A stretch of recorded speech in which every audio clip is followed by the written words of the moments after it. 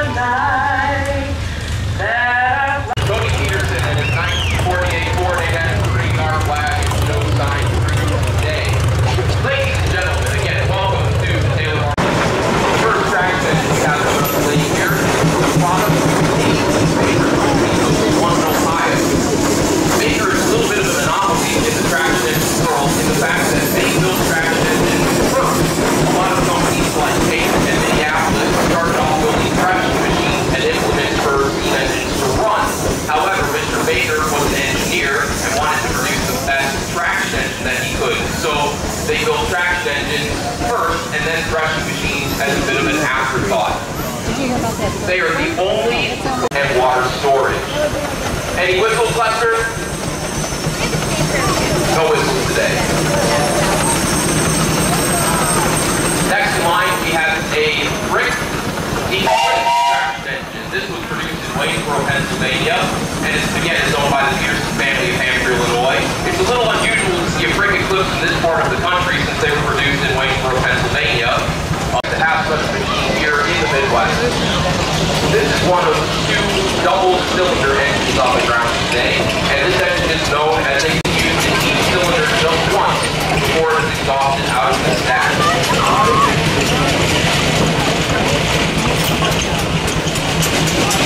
Any whistles up there? Any more? Any more? All right, thanks for bringing it through. Next in line, we have a product of the Minneapolis roads on the countryside. Looks like we got Danny Cork at the throttle today. Any whistles, Danny?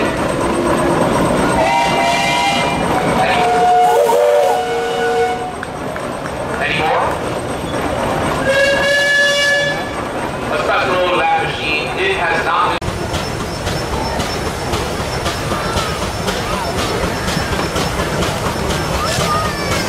The next engine in line is a product of the Advent Rumbling Company of LaPorte, Indiana.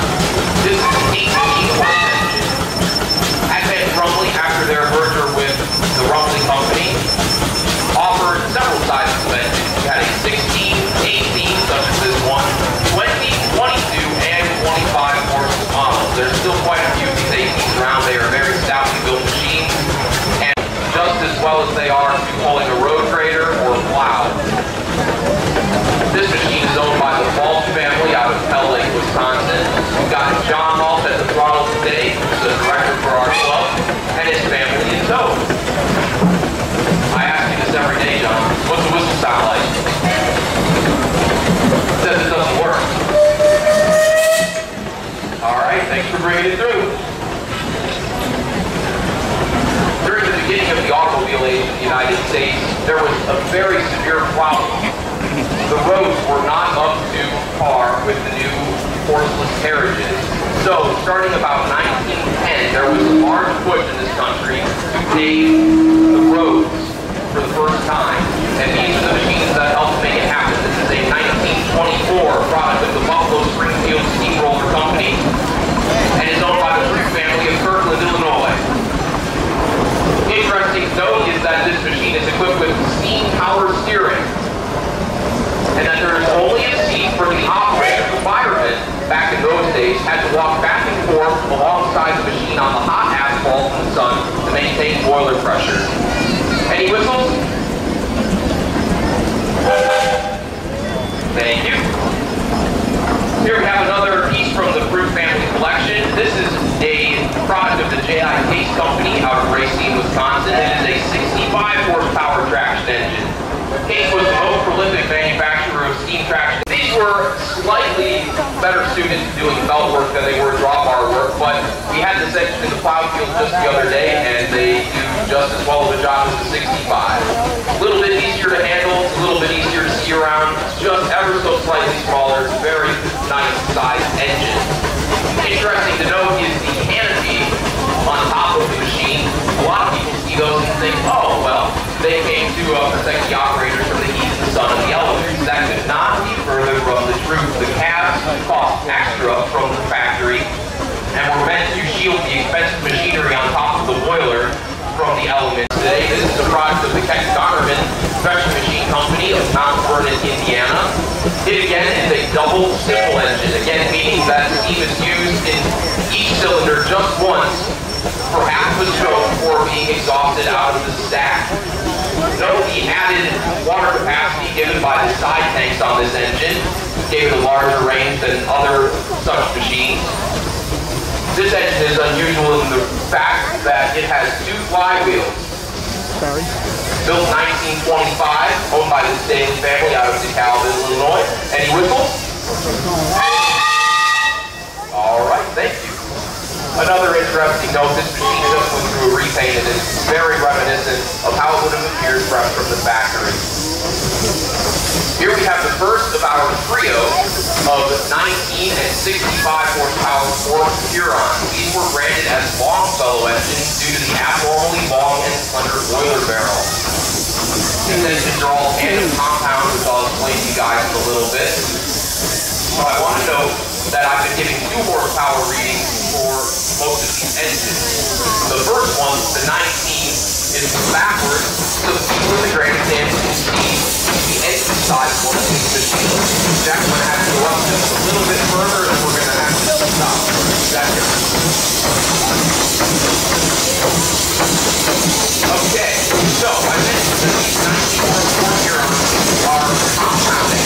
This is what's known as a tandem compound, meaning there's only one crank, but it has 2 cylinders. There's a small high-pressure cylinder and a large low-pressure cylinder. Compounding is a term that means you use the steam more than once. Same steam, such as the double-cylinder engine you saw earlier, to get the most fuel economy and power. Keep your bottom line. None of them are painted the same. They're all a little bit different. That's because the company would hire students from the art college to paint and pinstripe their engines, so no 2 Minneapolises will ever look the same. Another indicative feature of a Minneapolis engine is the large water tank mounted in front of the smokestack, again for added water capacity in the field. Small vertical boilers and steam engines, but now, obviously, everything is not powered by steam, and there's really nothing to do with all of these old machine shop engines. So people get them together, put them on old truck chassis, and make what is known as a steam-powered doodlebug, such as the one in front of you here. This machine is built and owned by Bob Yelp of Lombard, Illinois. There are several of these around the Midwest, and some of them are quite large, just as big as the traction engines you can see, are road legal, and can reach speeds of up to 30 or 40 miles an hour. Well, that'd be Any whistles, Bob? Excellent, thank you, sir. They would never be full of mud. Another interesting legend about the Ford Hurons has to do with the spokes of the flywheel. If you notice, they have a little bit of a curve to them, and the story goes that they were so powerful when they were running something off the belt pulley that the spokes on the flywheel got twisted ever so slightly. That's just a legend, of course. Unless you ask. Looks like this is our last steam traction engine for the day. This is a 40 horsepower case. Again, produced in Racine, Wisconsin. This machine is owned by the Hubbard family out of Shawnee, Illinois. And this is a bit smaller than the 50 horse you saw earlier. These size engines were most well suited to doing belt work at big railroads. What does that sound like? Let's hear it.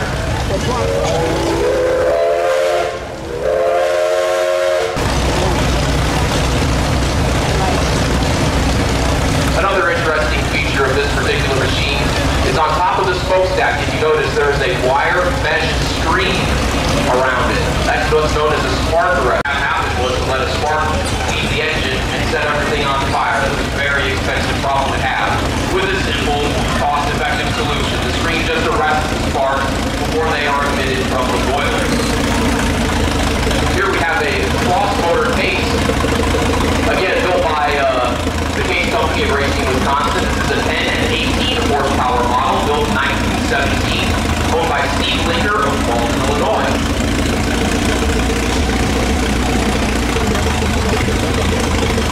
Next up, we have a rated at 12 horsepower, built in 1919, and again is owned by the Linker family of Walton, Illinois. Russell was a producer of traction engines and steam traction engines as well. They were out of Massillon, Ohio. Here we have a case CC built in 1935. Again, it's part of the Linker collection out of Walden. You've seen 2 transition era gas tractors so far that were built in the teens or early 20s. And this is another such machine. This is what led to the demise of steam on the American farm. It is a rumbly oil puller. These are the first tractors. Before these machines came into existence, the word tractor did not exist. They were all traction engines. But Rumley, having an astute marketing team, came up with the term, and it stuck. So now everything past there of the Rumley oil hole is known as a tractor. Note the similarities between this machine and the steam engine we saw earlier with large steel drive wheels and flywheels as well. A product of the Rumley Company in LaPorte, Indiana, rated at 40 and 62 horsepower, built 1928 and owned by the Linker family. Here we have our second cross-motor case. This is a part of the Hubbard collection out of John, Illinois, rated at 15 and 27 horsepower, built 1920, operated by Mr. Steve Green today.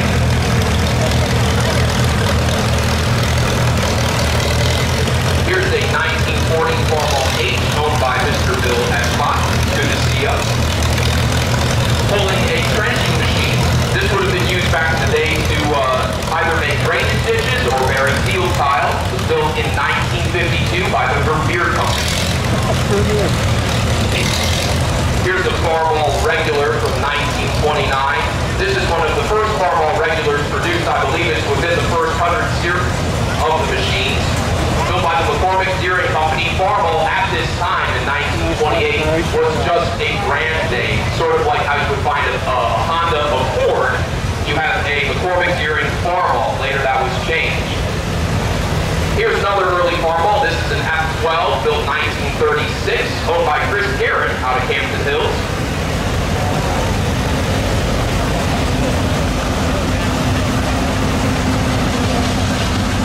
And a Farmall Super 8. Looks like you got the whole family up there. Yeah, he had about 3 or 4 of those.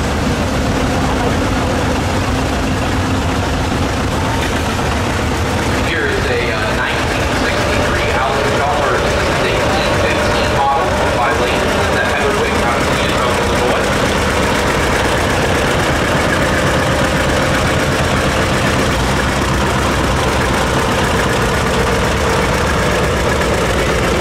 Here's a full yellow and green machine. Oliver Super 88, built 1957. It's from the Miller collection of Hampshire, Illinois. It is a row crop standard, built with large distance between the two front wheels. That is what's known as a row crop tractor.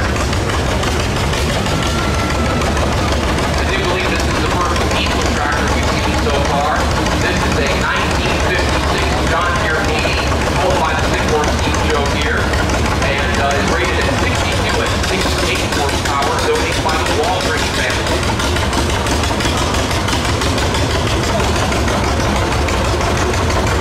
Next up, we have a 1953 John Deere 16 owned by Bob and Dave Brown out of Elgin.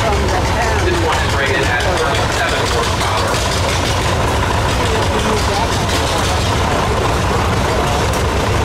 And here is the machine that really made John Deere famous. This is a John Deere Steam. These came out first, and I believe is still the longest running production tractor in human history. Built 1936, owned again by the Brown family out of Chadwick. An interesting note of the D's is that here we have a 1957 IHC 450D, owned by the Wells family out of DeKalb, Illinois. John Deere 630, built 1960, rated at 44 horsepower, owned by Eric, the R.K.G family out of Noah. Thanks for bringing it through, guys.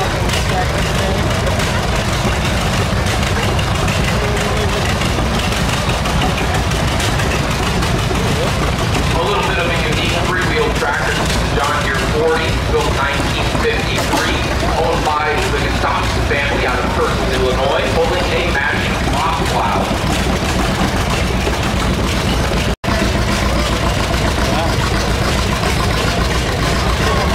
Followed by 1944 model DR John Deere. This is owned by the Bodie family out of Sycamore, Illinois. Thanks for bringing it through.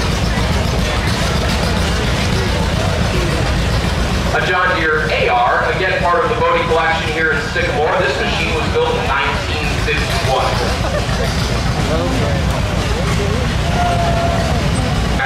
Interesting to note, this was built in 1935, like I say, it is a Depression-era tractor, which accounts for the spoke wheels. They wanted to conserve as much material as possible to keep their prices as low as possible for farmers struggling across the United States. A very rare Huber Model D, which was shipped brand new in April of 1942 out of New Middletown, Ohio. Here we have a Ford 8N Road Grader. This is built in 1950. It's owned by what?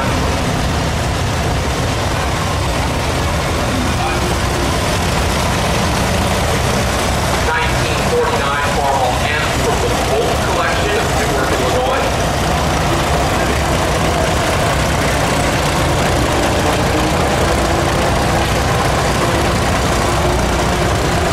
John Deere A, still in its working clothes. This is a product of the 1948 production year. Again, part of the Bolt collection out of Newark.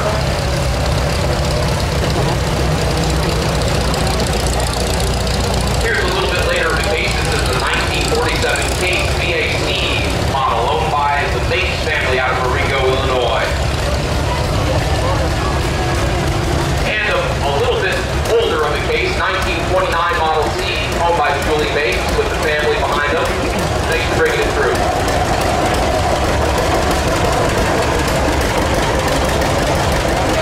The Farmall M, built in 1945, product of the McCormick IH company. This machine resides in Kingston, Illinois.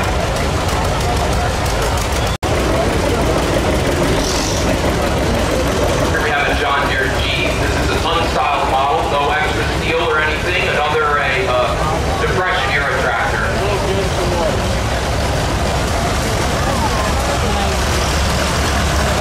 John Deere was slightly unique in the fact that they stuck with their two-cylinder engine design much later than most other tractor manufacturers at the time.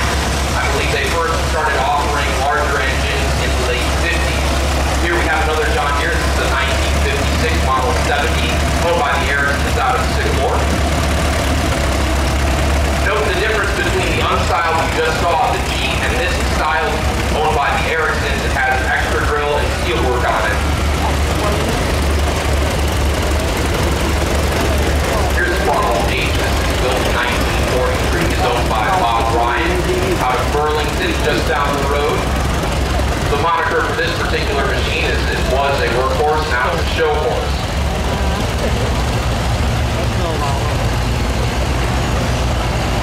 Another early gray case. This is a Model C built 1936, rated at 26 horsepower, owned by Dustin Windsor here of Sycamore.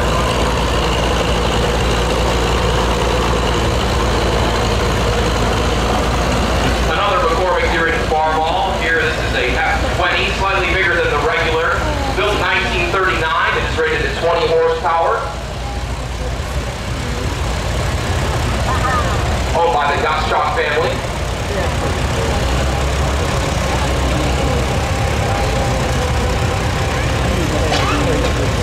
Here is an Oliver 88 from 1952 of the Lewis family, Elgin, Illinois.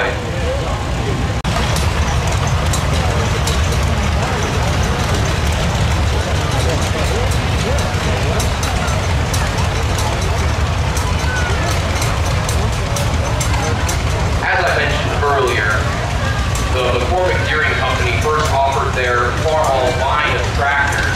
Farmall is H model, built 1950, rated at 26 horsepower, owned by the Kuipers out of DeKalb, Illinois.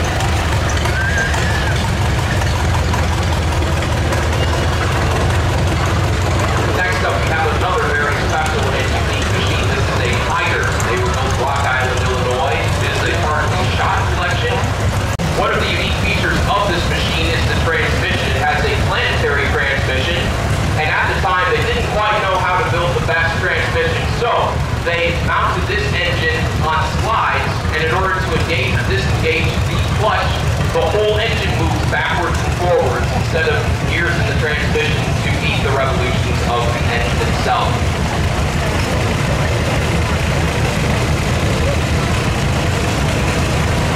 Corvette steering W5, or W6, sorry.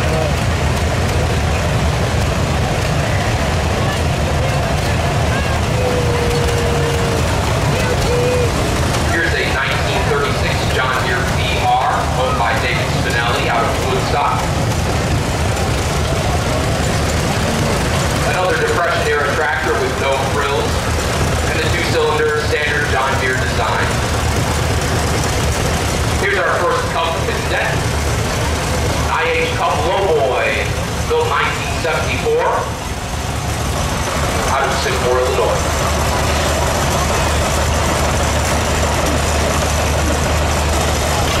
Here's the early 30s, this is a 1936 Alice Chalmers WC, again, unstyled tractor, no extra frills or sheet metal, keep the price down from the factory. Interesting to note, Alice Chalmers was the first company to offer pneumatically built tires.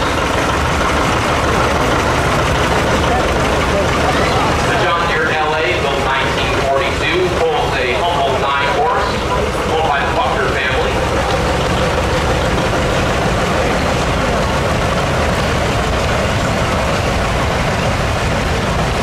Followed by an International 184 diesel from 1979, rated at 23 horse, again of the Buckner family collection here in Sycamore.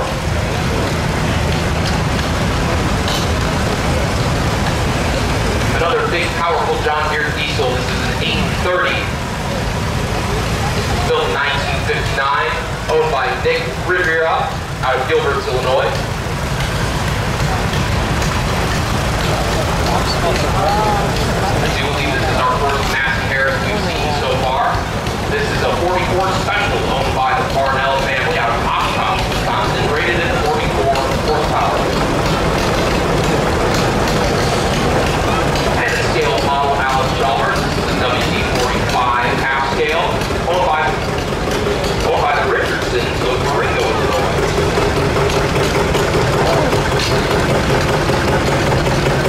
Another half-scale member of the Richardson collection out of Marengo. This is a half-scale Corvette W6.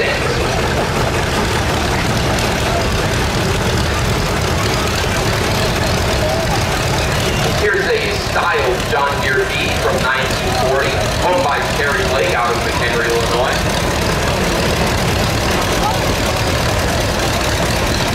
This is the middle of the special machine. You don't see any tractors nowadays that don't have cabs on. This is really the first offering of a cab on what we could consider a modern tractor. The John Deere R diesel, owned by the Christiansons out of Genoa, Illinois.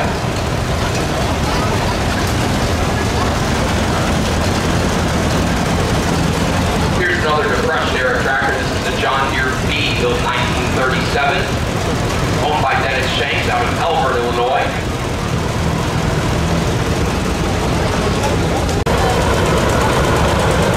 John Deere B, part of the Swanson collection out of Sycamore, Illinois. This machine was built in 1950.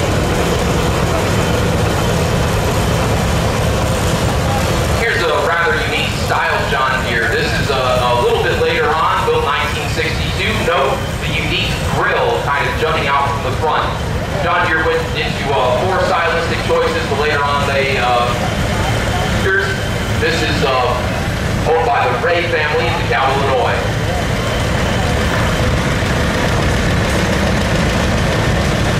And a John Deere 730, the product of 1959, rated at 56 horsepower.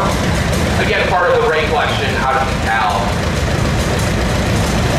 This machine is a little unique in the fact that it features power steering. Power steering didn't come into vogue on the American farm until the late 40s, early 50s.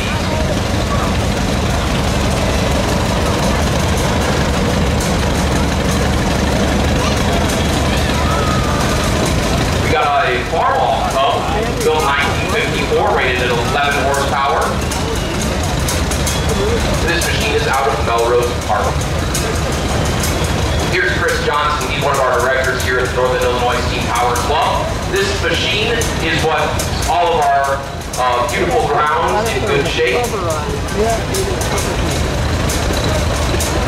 S, built 1947, rated at 40 horsepower. out of Marengo, Illinois.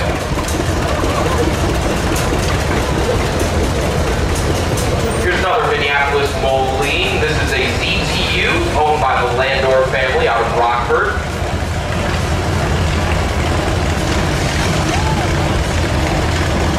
A late 50s, this is a 1957 style case 400 owned by Landors, again out of Marengo, Illinois. No crossover, man. Pulled on the same side. I will start struggling. Next up, we have a John Deere Model A from 1944, owned by the First Smith family out of Sycamore.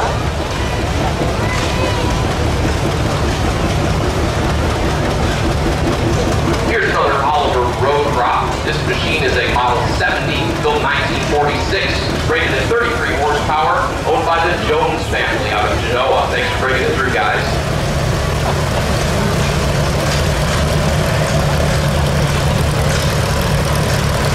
Beautifully restored Farmall C, built 1948, owned by Tom R.K.G of Hampshire, Illinois.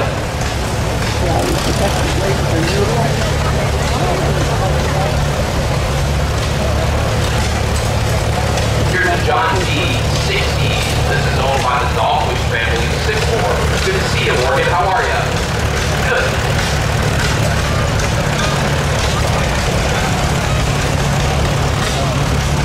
Here's an International. This is a 140. Built 1966, rated at 27 horse, owned by the Barnes family. Rather unique front end loader here. This is a Honeybee, built by International. 1975, rated 27 horsepower, owned by the Twin Farm family of Mena, Illinois. Very unique piece. Thanks for bringing it out. And an Alice Chalmers B from 1938.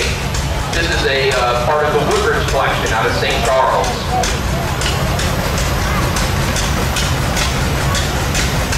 Case 5C from 1954, rated at 31 horsepower, owned by the Buck family. Classy John Deere D. It's the machine that put John Deere at the forefront of gas tractor production. Notice the steel wheels. Those began going out of vogue in the late 30s when you first started to see pneumatic rubber tires. Here's a Farmall Cup, built 1948, owned by the Hoffman family of Buffalo Grove. Another small but mighty Farmall. This one again is from the Hoffman collection, Great Lake, Illinois, the Model A, 1939.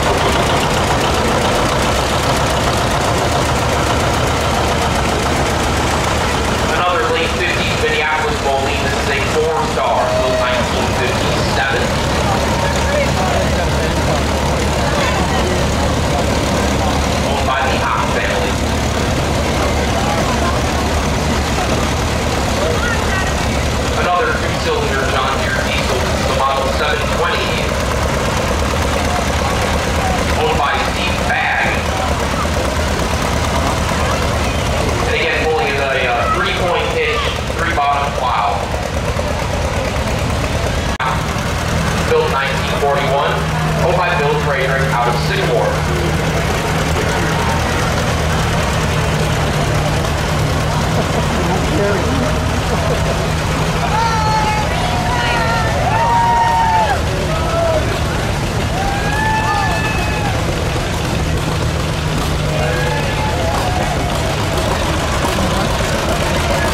Here comes a somewhat special machine. Got a 1951 Top Shut 30. This is a part of the Greg Aaron O'Connor collection out of Buckeye, Arizona. The Otis tractor. He's a celebrity written in What Does Otis See by Laura Long.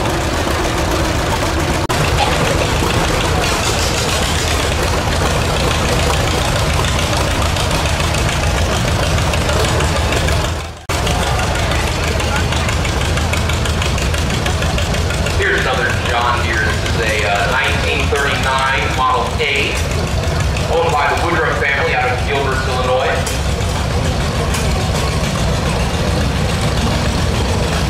Again, another late Depression era tractor with styled sheet metal, but has the open rear wheels. Here's a Case VAC, built 1946. Another part of the Woodruff collection out of Gilbert, Illinois. Thank you.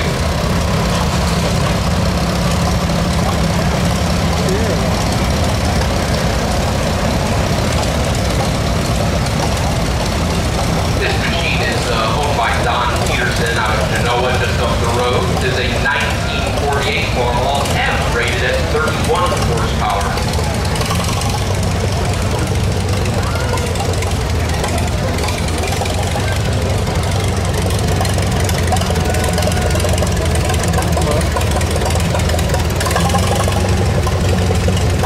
Here's the late 50s Farmall. This is a Model 350 built 1957.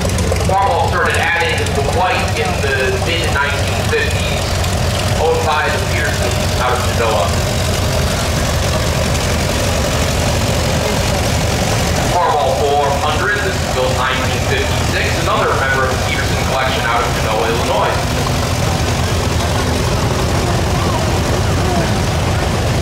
This is from the post-transition era. This is a very early 1936 McCormick Deering W30, rated at 30 horsepower, owned by the Kacharski family. Did I say that right? Okay, good. See you next time. Thanks for bringing it through. Enjoy the rest of your day.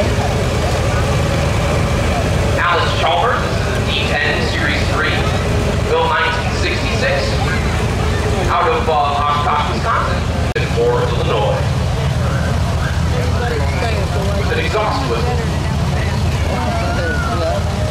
Front end loader IHC Model 656. This is built 1970. It's owned by the Holtz family out of Hampshire.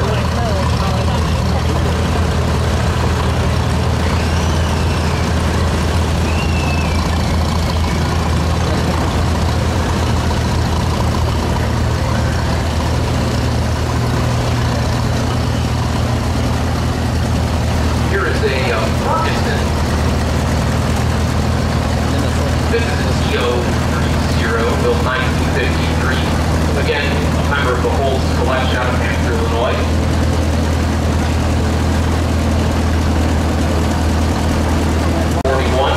Part of the Campbell collection out of Ringo.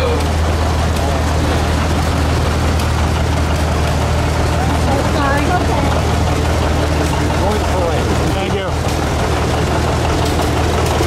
Another very well-proportioned Minneapolis Model C. This is built 1949, and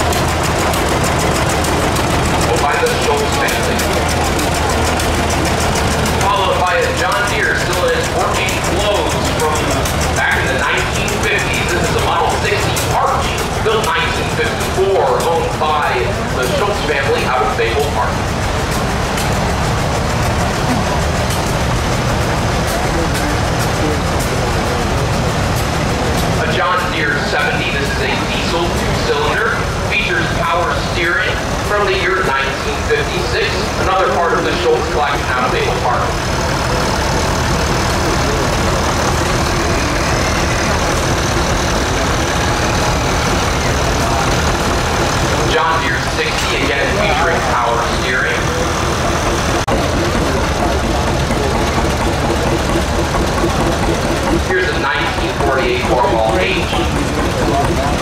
owned by the Sycamore family out of Malta.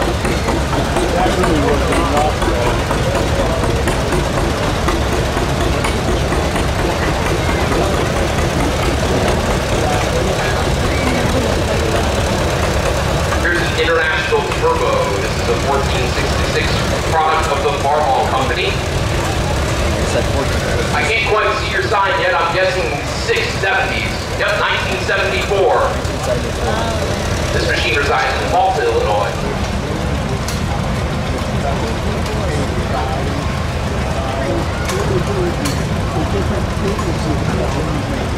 Here's a Farmall C from 1949. This machine is rated at 21 horsepower, owned by Bob Crow out of Hampshire, Illinois, just up the road. He's got a couple passengers with him today. Thanks for bringing it through.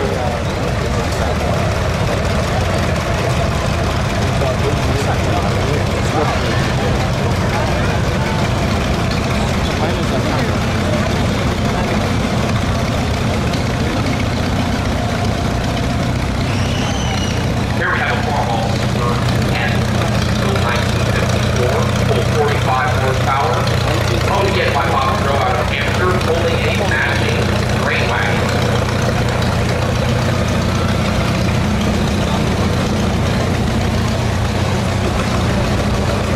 There was a couple of the other steam engines, they don't have signs, but they're old. Here's another John Deere in its working clothes, a Model 50. This is built 1953, owned by Gary Pitt out of Chicago. 59, owned by R.K.G out of DeKalb. Again, note the white and red indicative of late 1950s or early 60s Farmall tractors. Followed by a John Deere Model A, beautiful paint job. Part of the R.K.G collection out of DeKalb. He's got a quarter scale, little pedal trackler behind him there. Another rather early member of the X Series Farmall tractor line. This is an F20, built 1936, rated at 20 horsepower, owned by J. Harbecki out of DeKalb, Illinois. Farmall M, built 1948. This is owned by the Fast family out of Illinois.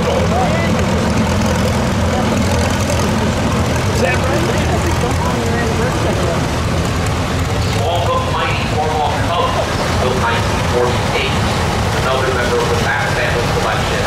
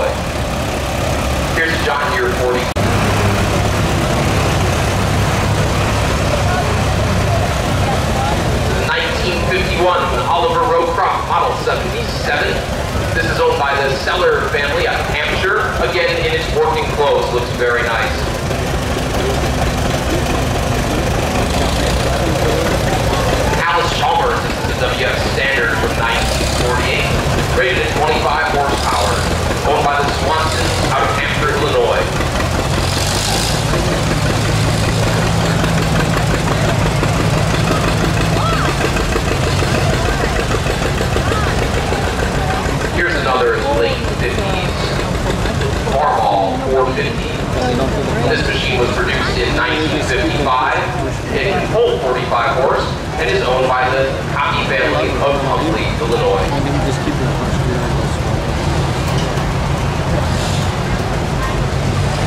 Here's a beautiful original condition John Deere 620. Again, featuring power steering. This machine was built 1959. It is owned by, how do you say your last name there? Shearer. Thanks for bringing it for a beautiful tractor.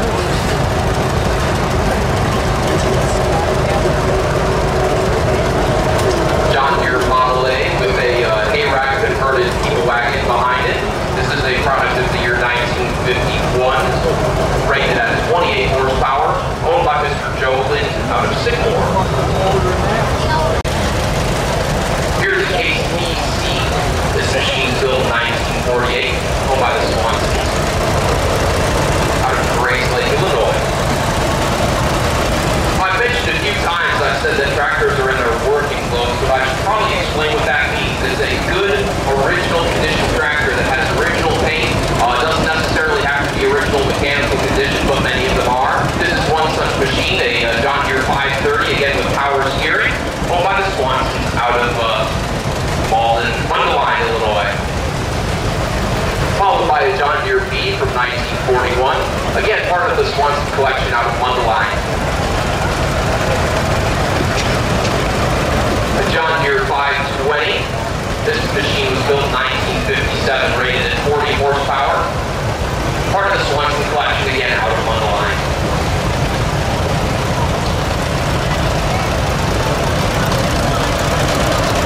John Deere A, product of 1946, rated at 34 horsepower, owned by Harry Swanson Jr., again, Mundelein, Illinois. Thanks for bringing them all through, you guys. John Deere B from 1952. A John Deere model 50, 1952. Gene Morgan out of Burlington.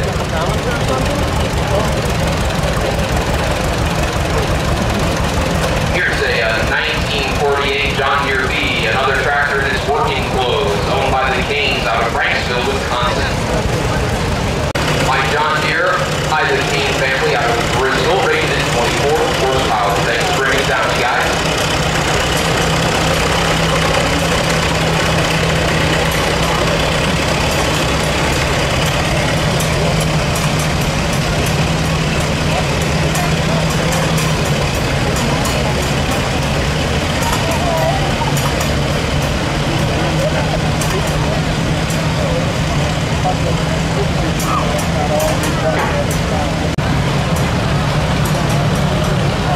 Here's a Case 830, built in 1967, owned by Doug Standing, right here in Sycamore, Illinois.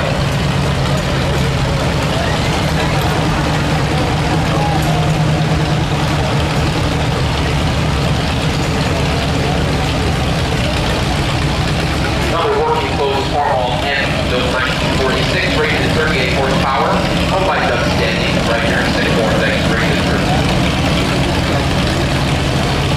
Here's a Ford 2N. This tractor is somewhat unique in the fact that during World War II, Ford wanted to conserve as many materials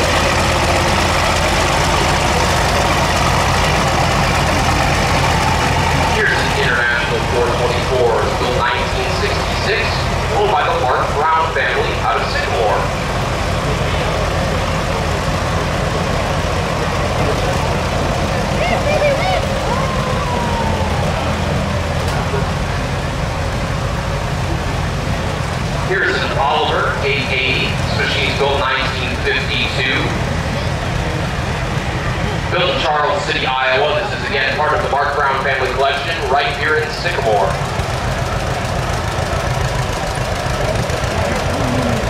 Farmall H from 1949. Owned by the Schneider family out of Belvedere. In memory of Frank James Mayer. Thanks for bringing it through. Air dual-wheel extensions for added traction and pulling ability in the field.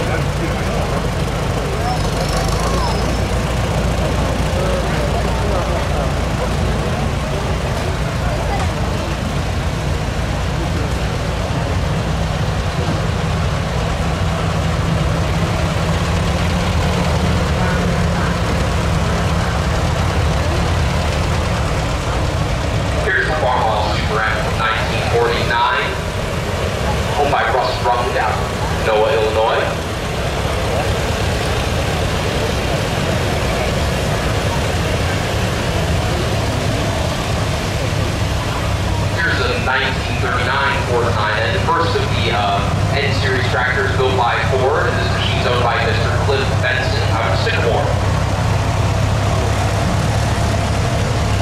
An International Super C built 1953. Wesley Bush family out of White House, Tennessee, all the way from Tennessee. We're happy to have you guys. Thanks for bringing it through.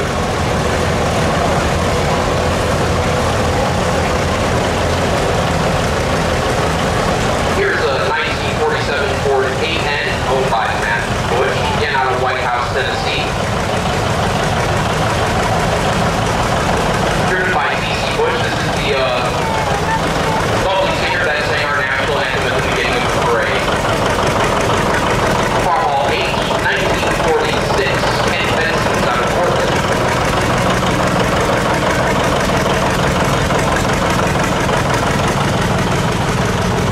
In the 1947 Farmall Super 8, she's built 1946, owned by the Davis family out of Hampshire.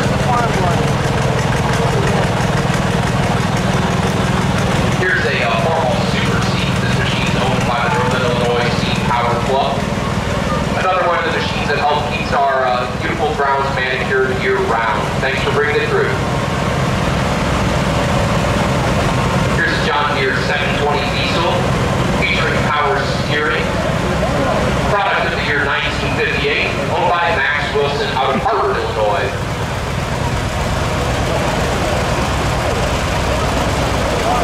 Here's our first garden tractor. This is a John Deere Model 110, built 1966, owned by Stuart Wilson out of Harvard, Illinois.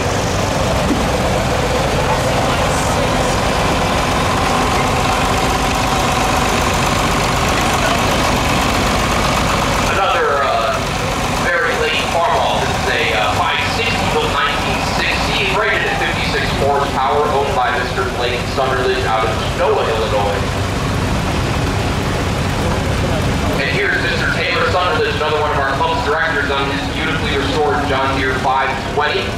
This machine is a product of 1957, is rated at 34 horsepower. Taylor lives just down the street right here in Sycamore. Another part of the Sunderland collection, this is a 1965 John Deere 4B20, again, one of John Deere's most popular tractors of all time. Here's the Ford 8N, this is built in 1948. It's owned by Mr. Wyatt Sunderland, who's actually here at the computer today helping me out. This machine is out of Kingston, Illinois. And a Minneapolis Moline. This machine is still in its working clothes, a Model R from 1951. Rated at 20 horsepower, owned by Miss Samantha Wright out of Hampshire.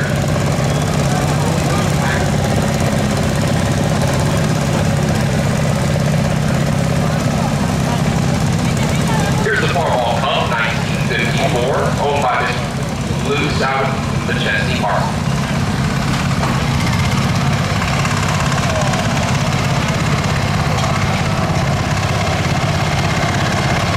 Here's another garden tractor. This is a Case 446, owned by Kenneth Weekend out of Rock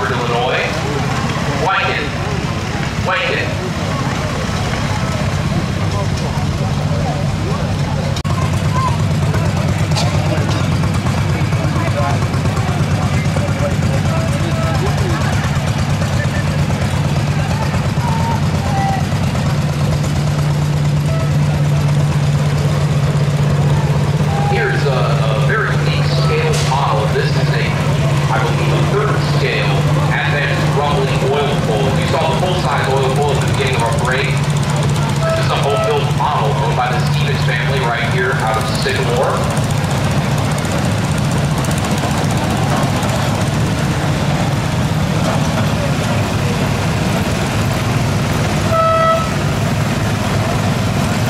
Years old, right at the helm there, bringing all their friends through on the mini hay rack.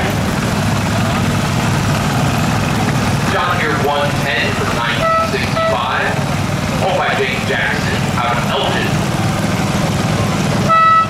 Followed by a beautiful Ford 100 garden tractor. This is built 1966, pulls 10 horsepower, owned by Tim Van Ness out of Joliet.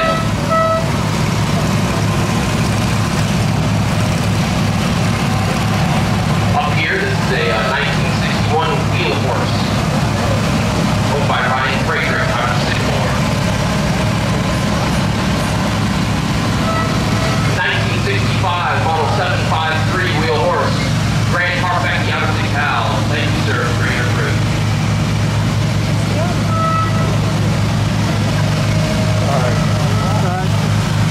One of the newest machines on the ground this year. This is a 1980. Oh, I'm sorry, that's the wrong car. John Deere 400, what year, sir? 1998, beautiful machine, thank you.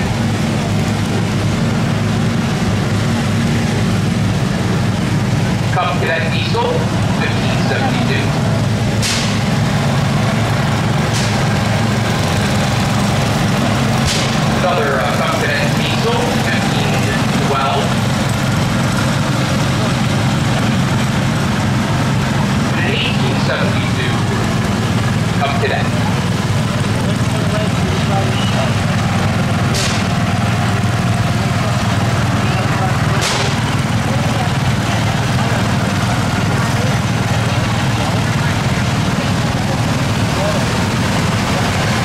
Cub Cadet with a front-end loader attachment.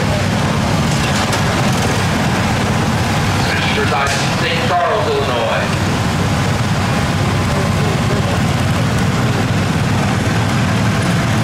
Here's a wheel horse, built 1972, from Kingston.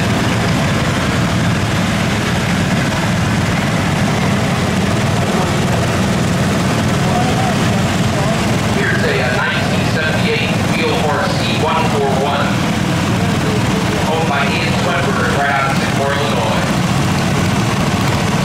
Another wheel horse, this is a Raider 12, 1972.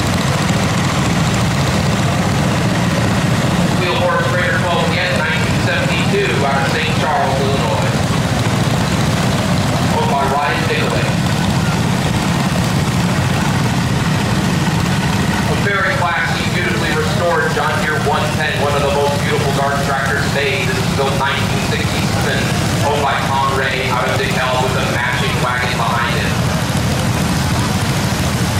And a working close John Deere 110 with the same wagon, built 1966, owned by Taylor Sunderland out of Sycamore.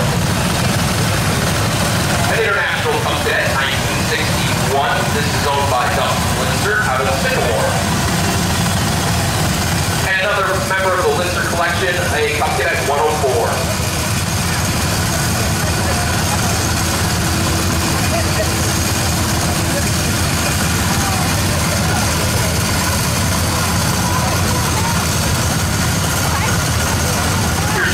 Chalmers B10, 1962.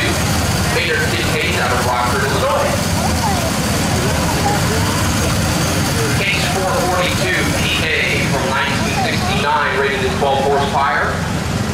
Owned by Amber and John Dunway of Rockford. Followed by another member of the Dunway collection out of Rockford, a 1969 444 PA case. Wheel horse C121 from 1979. This machine's owned by Rita Collins out of Machesney Park. Thanks for bringing it through.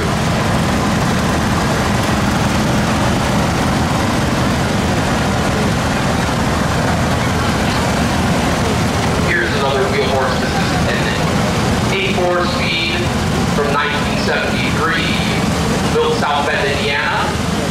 This machine resides in Machesney Park, Illinois. Thank you, sir.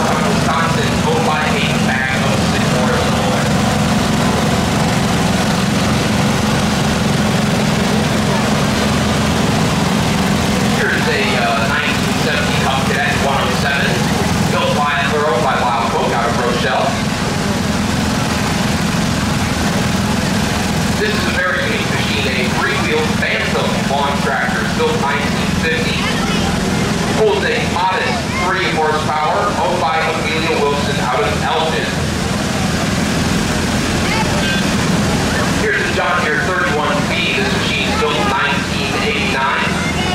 Owned by Amanda and Matt Tracy out of Carpentersville. Here's the 165 little brother of the same tractor. Owned by the Tracys again. A very simplistic but mighty economy Jim Dandy tractor from 1960, owned by the Maynard Lee.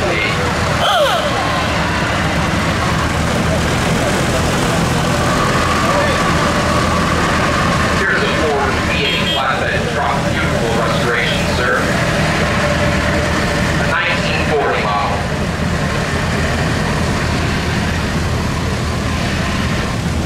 Here comes Tin Lizzie herself. This is a 1917 Ford Model T World War I ambulance owned by John Krug of Ottawa, Illinois.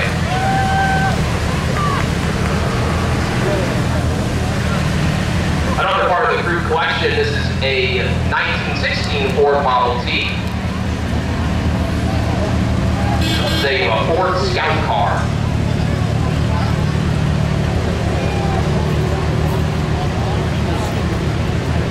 Here's a 1945 Willys Jeep.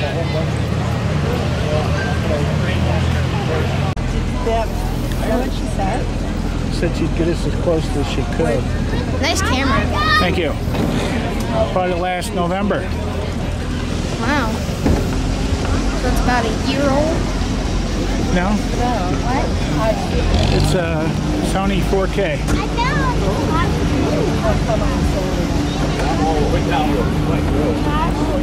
Filming all the sites with it? Yeah, I go to a lot of places with it. I have a web page. My mom takes pictures of every place we go. Do you do anything with them? I used to scrapbook. Gotta get caught up. She also puts some pictures in our... She even makes her own calendar herself. Yeah. Well, I have a web page. I post a lot of stuff. I put them on YouTube, the videos, and then I link from my website, or to my website. But I'd come to this, pumpkin, Sycamore Pumpkin Fest. Go down to Shabna every year for the July parade. This year we went to Sandwich Yeah. for their 4th of July parade.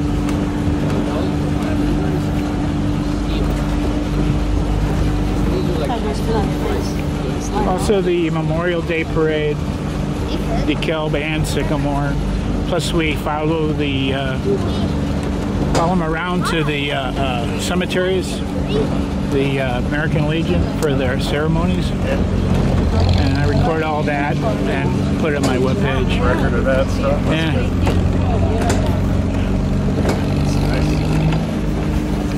I'm not getting you guys in my video. I'm just taking a scene, you know? It's all good.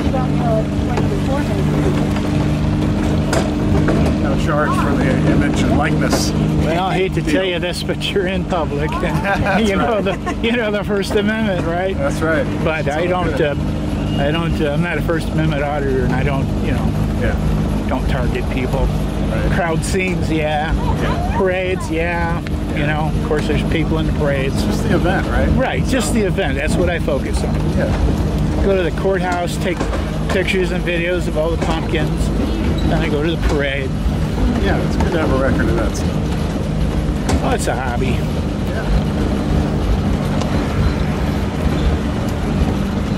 Did you go see the parade? Yes, I did. I've been to the parade many years. You know what's one of my What row favorite is this? tractors there? Did you see that? 6, right? That giant... 8. 8, 6, 8. 8, 10, 16, 12. Where are we? But I wouldn't remember that. I remember all day long. That band was off the post. Oh, well. Ooh. I don't think that my video stabilizer is going to work too good on this. Out in the field. Just yell at me when you want me to stop.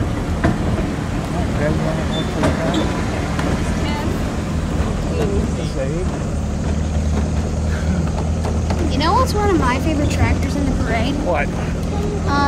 Did you see that giant lawnmower with all those mowers attached to the front, sides? Well, that was cool. Yeah, that was a giant mower. We have a giant yard, so we might need one of them. I don't think you can get through the gate. No.